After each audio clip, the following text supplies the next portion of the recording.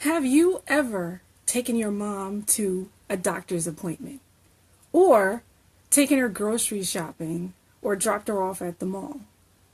Or ran an errand for your aunt? Or checked in with a weekly phone call? Guess what? If you've done any one of those things, you are a caregiver. Today, we're going to discuss what is a caregiver and how you might be one and not even know it. I'm Denise Bampo, the founder of BeWellBeSwell.com, the Caregiver's Toolkit. And just to give you a little background about myself, I've been a caregiver for over a decade. And you know, that's quite a long time. I know it doesn't seem like it, right? Well, I'm here to tell you that the face of caregiving is getting much younger and younger. And, you know, essentially, I've just been going through the regular things that every regular young adult does. Hanging with friends, traveling, focused on my career, and just, checking off the next things on the boxes. You know, those things that we all are told that we need to do in life. Go to school, get married, start a family. Well, I was on that track. So got married. Next thing was to start a family. But guess what? Life got interrupted. And it got interrupted when my parents became ill. First it was my dad. And then, my mom was his primary caregiver. And you know what they say when caregivers, put all their energy into caring for that person, they often slack off caring for themselves. So she ended up getting sick too. And all of this became a bit much because I'm an only child. And so you can imagine what that felt like as an only child when both of them ended up in the hospital at the same time. So that means I was running back and forth like a chicken without a head. But it all worked out. I made it through. I held fast to my faith. I got really organized, did a lot of research, and I made it through. I made it through to the other side. And here I am today. So that's why I started BeWellBeSwell.com. And I wanted to be able to share my story and share some insight with you guys about caregiving and give you some tools and resources so that you can begin to start that conversation with your family and get prepared. So I want to thank you today for joining me for this week's sessions for Conversations with a Caregiver, 5-day series. And the topic is getting ready to care. The purpose is to help you gain insight on how to prepare now and in the future, and how to introduce the topic to your family and start that conversation. What things you should think about if you haven't done so already. So this week, this is what we're going to cover. Today, I'm going over what is a caregiver. Tomorrow, I'm going to share, some things that I wish I knew. A lot of things I learned along the way, and there was some stuff that if I had known in the beginning or what to anticipate, it would have helped me even more to have that information up front. Day 3, we're going to do our caregiver assessment and just go over things pertaining to what you need to know about caring for yourself. Day 4, we're going to touch upon your elders' needs and do an assessment on that. Day 5, we're going to go into safety and types of care, and that will conclude the week's sessions. So it all starts out informally. For me, it started out doing just a few little things. It started out paying bills here and there when my father went into the hospital, and then he came out, he regained his footing and kept on doing what he needed to do, and going to doctor's appointments, and it just started becoming more and more as they were able to do less and less. Short trips here and there became, this became just a regular thing that I would do. Not a problem. you know. And sometimes it could be dropping off a meal for a relative or someone in your family, or you're helping to clean here and there for your grandparent or something like that. And you really just become a friendly face, a touch of kindness to somebody that you know, somebody that you care about, somebody that you love. And sometimes you're not even aware that you're doing it. Rosalind Carter, who is the former First Lady, was a big advocate for caregivers. And she had this one saying that there are 4 types of people in the world.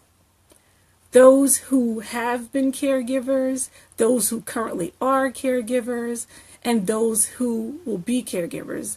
And last but not least, those who will need caregivers. Hopefully, you will never need a caregiver, but, we never know how things may end up. And that's why I want to encourage you as a caregiver or a person, with a family, or, just being a participant in a family, to make sure you take good care of yourself. Sometimes we don't realize that the things that we're doing or not doing today, how that impacts us tomorrow. And so we just want to be sure that we're making time for ourselves, making sure you get enough rest, making sure you're eating properly, getting some exercise, because I can tell you one thing, it is easier to maintain your health than it is trying to regain your health, right? So, who are caregivers? Caregivers are husbands, their wives, their fathers, their mothers, sons, daughters, relatives, friends, anyone. Could be someone who's caring for a grandchild, and perhaps you're a mom or a dad that's caring for a child with special needs. It doesn't necessarily have to be what people traditionally think of caregiving as caring for an elder. Or there are a variety of things that can help you determine if you are a caregiver. Is really someone who is giving care or helping. Hey, Sophia, how are you? Someone who is helping take care of somebody that they care about. It could be a person who has a chronic illness or an adult with a disability, just helping with the daily tasks of living. And it really doesn't matter how frequent it is or how long it takes, or even if you're near or far. It could be long distance. You could be in your current city, or even in a faraway city. Oh, that's good. I'm glad that you're good. Thanks for coming on. But really, what do you think you really need to know about caregiving? Do you have any ideas? Research shows that caregivers need to take care of themselves so that they can remain healthy and continue their caregiving roles. And you know what? A lot of people feel that if they care for themselves, they're taking away time for what they need to be doing for somebody else, that it's selfish. And really it isn't, because you know what? It's hard to do other things that take care of. Oh, exactly. So you relate. It's hard to do things and take care of other people when your cup is empty. You can't pour from an empty cup. So you have to pour back into it. Do the things that you need to do for yourself. Take care of yourself, because, if you're exhausted and you haven't slept and you haven't eaten, you're going to be weak, and it's kind of difficult to be doing tasks and helping and assisting others. So it's really about putting yourself in a position to handle the journey. And it really is a journey, because there are going to be ups and there are going to be downs. And you need to be able to sustain your health so that you can last throughout that whole entire journey. So you kind of get what I'm saying there? So if you have any questions, so far, please, feel free to let me know. If you're catching the replay, feel free to leave your comments and questions there, and, I'll make sure and get back to you. So, but now that we've covered the basics of what a caregiver is, Tomorrow I'll be sharing the things that I wish I knew when I started caring for my parents. There's a lot of things that I really wish I had known in the beginning. And then also, to tell you the truth, as I started talking about, my journey and sharing some of the things that I was going through, I started to realize that there are a lot of people who were in this caregiving role that just really didn't talk about it, right? And I didn't even know. I mean, maybe I could have done something to help them out during the situation, or, just checked in on them, make sure they're okay. But a lot of people keep these things to themselves. And I find that very interesting because, it's sort of like an each one teach one. Because I learned quite a bit of things from other people. But if I had not opened up and shared that I was in this position and in this role, I might not have learned some of the things that I learned along the way. So I just really wanted to start BeWellBeSwell.com and come on here and do this video series to help foster and create community and help open the conversation and help you to become more comfortable about talking about caregiving and things that you need to do with your family. And it's really essential. You may not even need any of this right now, but it's good to know and keep it in your back pocket to start that conversation.